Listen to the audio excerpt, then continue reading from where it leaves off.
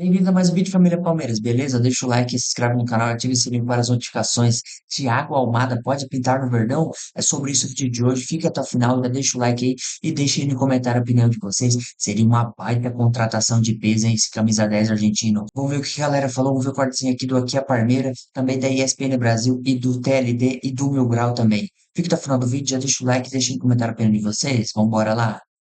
Thiago Almada não vai ficar no Atlético de Madrid. Ele tem recebido poucas oportunidades por Simeone, técnico argentino. Simeone que parece bastante com o Abel Ferreira, né? Eles são meio retranqueiros, e aí o Thiago Almada não fez muito sucesso no futebol retranqueiro de lá. Mas por que não fazer sucesso aqui? Ó, esqueci até da luzinha.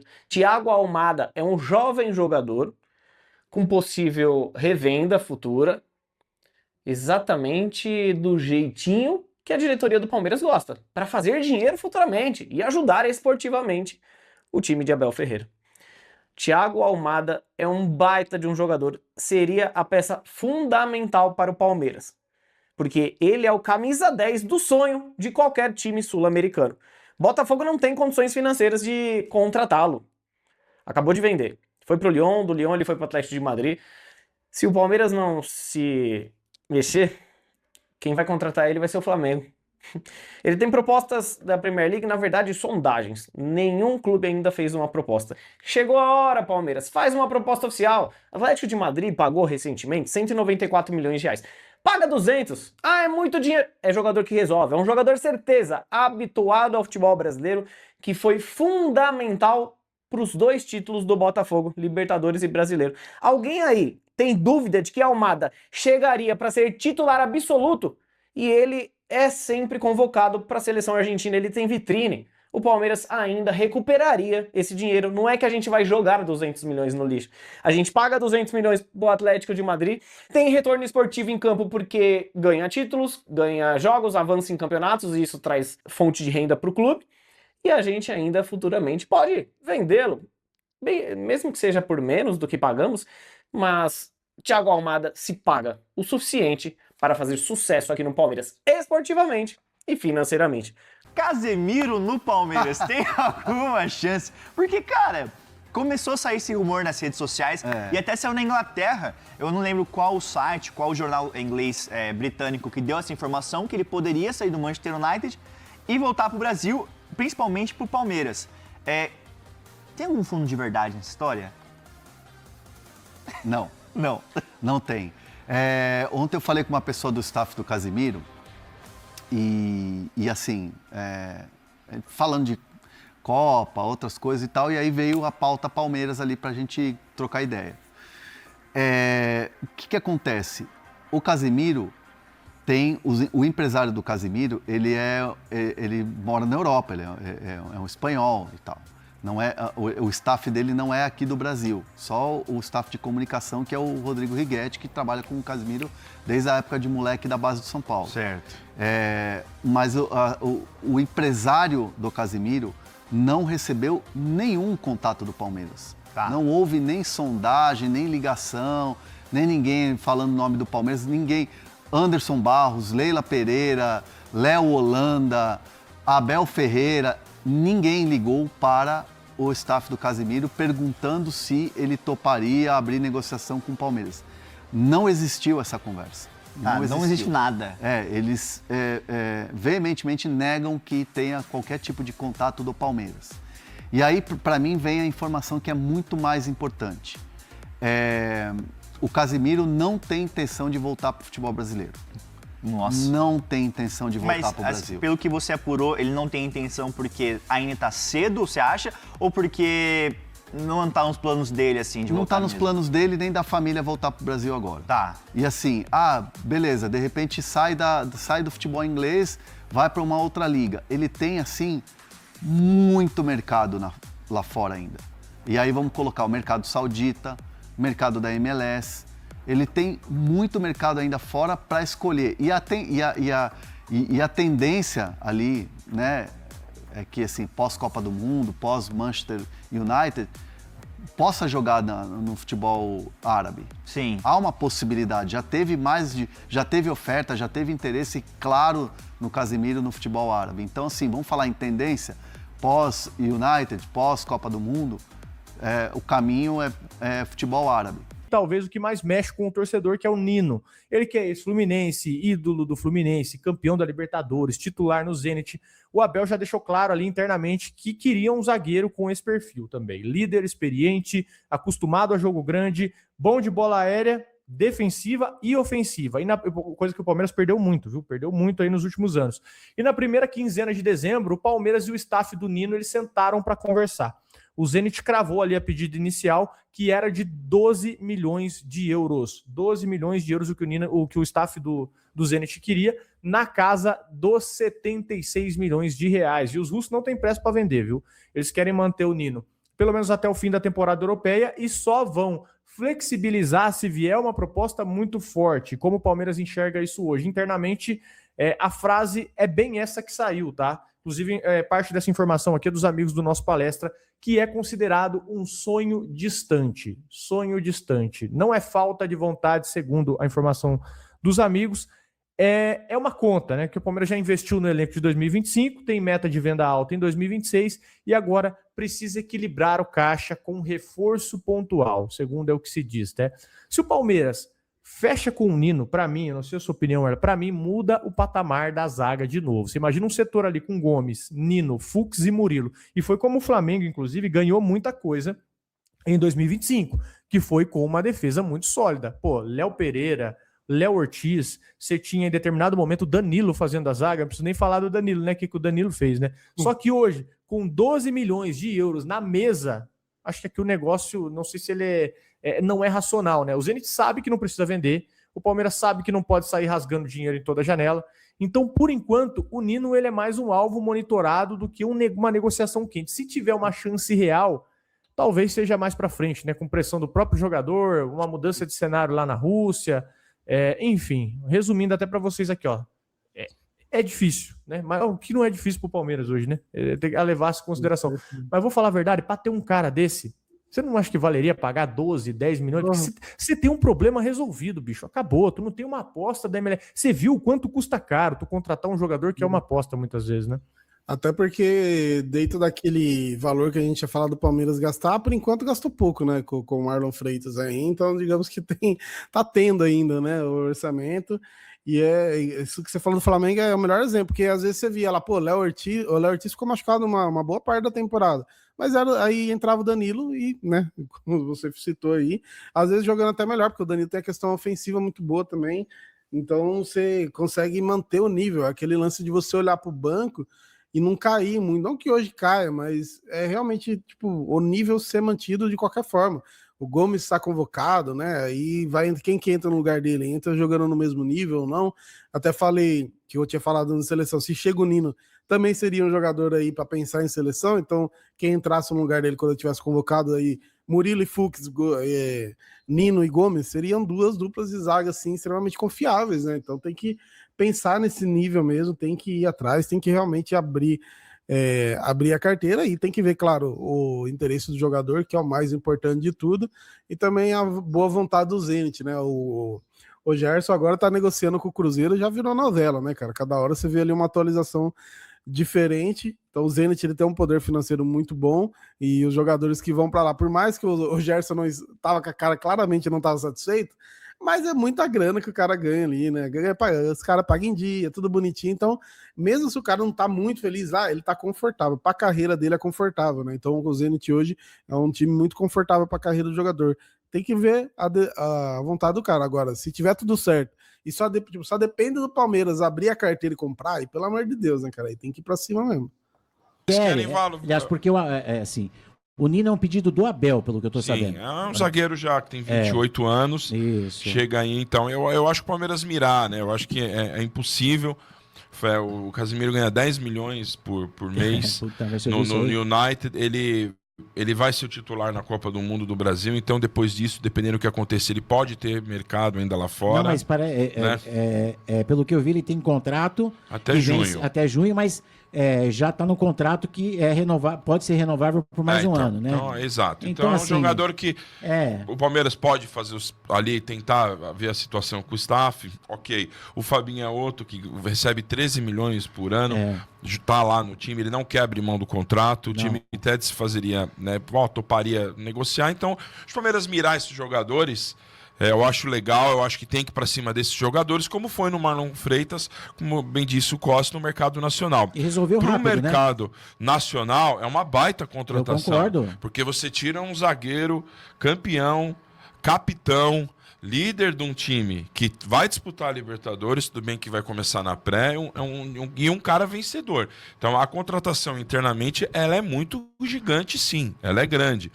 Que eu já vi, não, uns panaca. Não, a gente acordou com o Fabinho e acordou com o Marlon Freitas. Pô, gente, vamos pensar um pouco, né? Eu acho que tá na hora de pensar um pouco mais também, né? Vamos, o cérebro é muito grande, né? É infinito aqui para a gente começar a tentar raciocinar o que é uma coisa, o que é outra coisa. Mas eu também acredito que esse camisa 5 não vai vir. Também concordo com o Costa. Eu acho que eles vão ali no meio, junto com o menino que subiu agora, o Luiz Pacheco. Então, isso. É isso que assim, até porque eu não conheço muito bem a base. Pacheco é craque. Mas ele é. Só que assim, é complicado. O Pacheco é 5? É isso que eu não sei, Costa.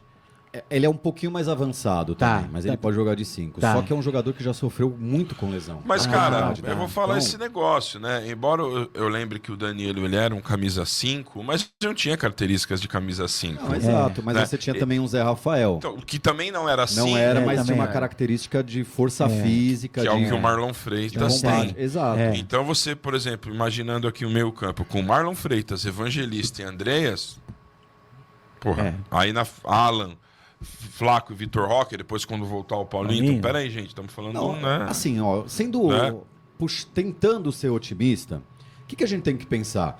Com o que o Palmeiras estava, com o elenco que o Palmeiras estava, com as chegadas recentes em julho, o Palmeiras foi vice-campeão do Brasileiro, o Palmeiras foi vice-campeão da Libertadores, do Paulista eu não vou colocar porque foi antes e esse foi uma vergonha mesmo, mas aí o Palmeiras se reforçou. Se foi vice, faltou pouco. Um time recém-formado. Estou tentando olhar com os olhos mais otimistas possíveis. Esse time agora está mais encaixado, está mais coeso, se conhece melhor. O técnico vai explorar de outras formas. Tem o Marlon Freitas, tem o Paulinho que volta, que a gente esqueceu. Que são 2 jogadores experientes, você concorda? Como o Evangelista, que faltou no final. Isso. Será que esses 3 não suprem essa falta, isso que faltou nessas finais? O Marlon, ele... Quando o Botafogo perdeu o título, ele foi um dos únicos que deram a cara para bater. Ele foi, deu entrevista, jogou no peito, naquela virada que o Palmeiras teve. Foi uma boa contratação. Dizer que não. Deu ainda bem. Mas foi uma boa contratação. A gente não... Lógico, a gente sempre vai esperar mais. Sempre a gente...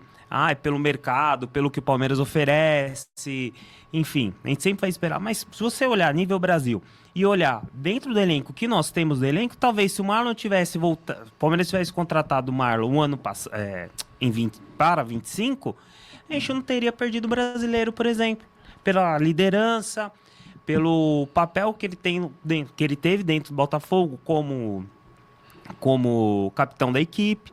Então foi uma boa contratação, sim. É que assim, sabe, Ranieri, Guarnieri, eu fico... Ranieri trabalha... Sim. Na energia, Guarnieri.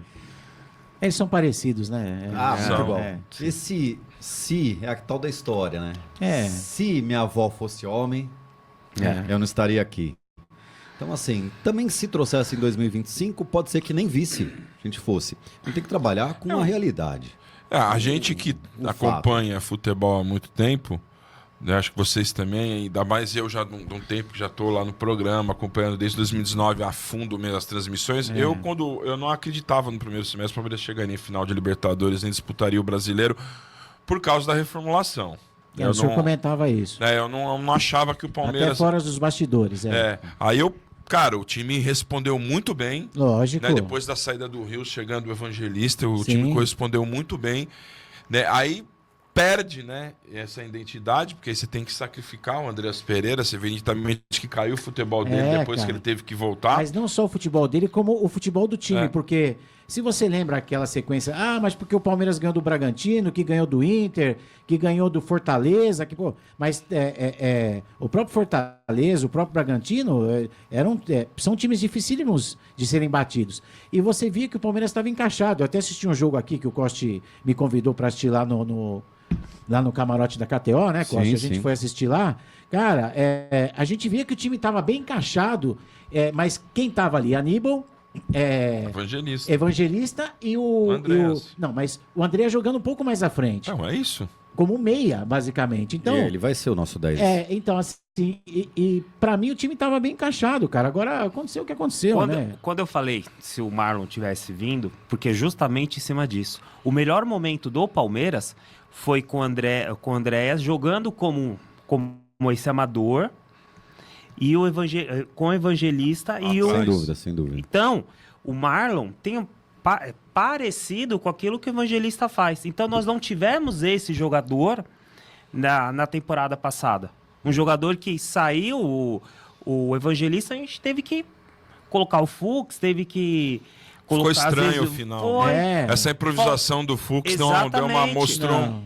Então, naufragou ali, né? Quando eu digo que se o Marlon tivesse, não propriamente assim, o Marlon, mas alguém na posição do Marlon, porque a gente perdeu o Gabriel Menino, tudo bem, o Gabriel Menino, mas nós perdemos o Gabriel Menino e perdemos o Rios, que fazia essa parte do campo. Nós ganhamos.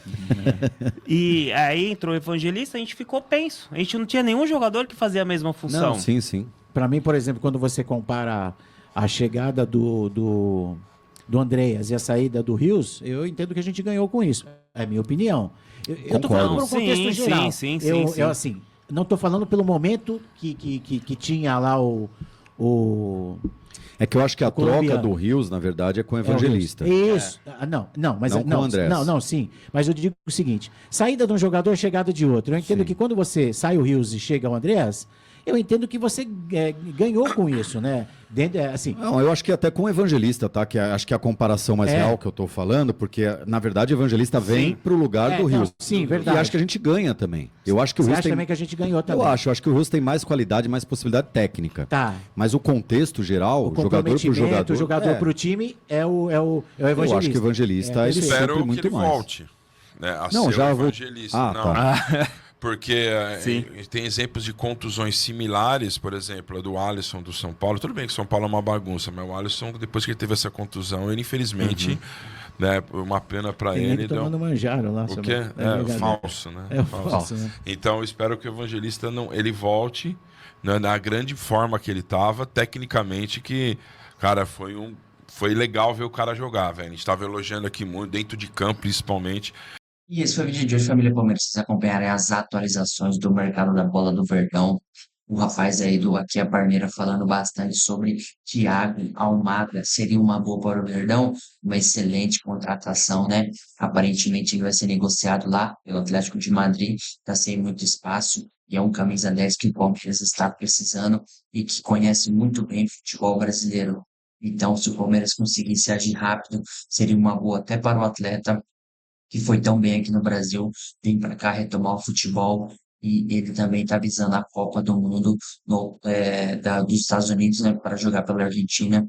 É quase certo que ele vai, que está jogando muito bem pela seleção, mas ele também tem que pensar no futuro dele. Ele não pode ir para um clube de terceiro, segundo escalão da Europa e ficar esquecido lá. Então, para ele seria muito bom negócio se ele voltasse para o Brasil também. E o Hernan aí atualizou a situação do Casemiro, que aparentemente não rolou nada oficialmente aí, segundo o portal, segundo ele, as fontes dele. Ninguém foi consultado, não teve nada, só foi um burburinho aí de rede social mesmo. E vamos aguardar os próximos capítulos que o Palmeiras ainda vai buscar esse camisa 5, porque até o momento de 5 oficialmente a gente só tem Emiliano Martinez e agora subiu o garoto da base aí, o Pacheco. Beleza? Também o pessoal do TLD aí, o pessoal da Energia, todo mundo aí falando sobre como foi o ano do Verdão, como que o Palmeiras se comportou durante a temporada, falando também que o Casemiro é difícil a vida dele neste momento e tal. E eles falando sobre Rios, depois que saiu o Rios, o Evangelista chegou, acharam que foi uma boa, pela característica de ajudar o time, que o Andréas teve que ser sacrificado também, né? Mudar de posição aí pelo time, depois da saída do Evangelista, jogar mais recuado. Então, assim, são N fatores que essa temporada a gente vai ter a volta do Fabinho, a volta do Evangelista e mais o Marlon Freitas. Que, na minha opinião, Marlon Freitas, se não trouxer esse camisa 5, ele que vai ser o camisa 5 titular aí do Verdão. Beleza? Do mês foi o dia de hoje. Deixa o like aí, se inscreve no canal e até o próximo vídeo.